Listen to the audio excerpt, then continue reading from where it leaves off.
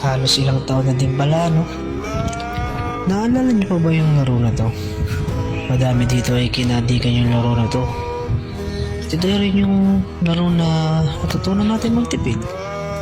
Yung tipong papasok tayo sa eskwelahan, pero hindi tayo magre-resist. O kaya, isang lollipop lang, pwede na yun. Tapos kapag uwian na, rekta agad tayo sa computer shop para mapaglaro na agad. Tapos yung tipong aabutin ka na ng gabi kakalaro. Hanggang magugulat ka na lang talaga, pipingutin ka na lang ng nanay mo dahil kanina ka pa pala tinatawag.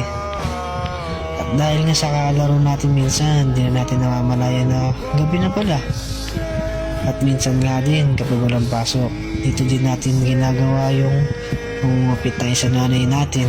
O kaya pag inutusan tayo, hindi na natin binabalik yung ukli. Tapos punta agad sa computer shop, di ba?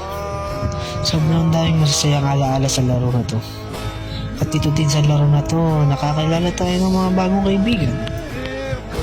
Kaibigan na nakasama natin sa kalokohan, kasiyahan. Ang sarap talaga balikan ng mga memories na nabuo sa laro na to. O ikaw tatanungin, hanggang ngayon ba umaasa ka pa din na babalik pa ang Rules of Survival? Comment nga kung oo.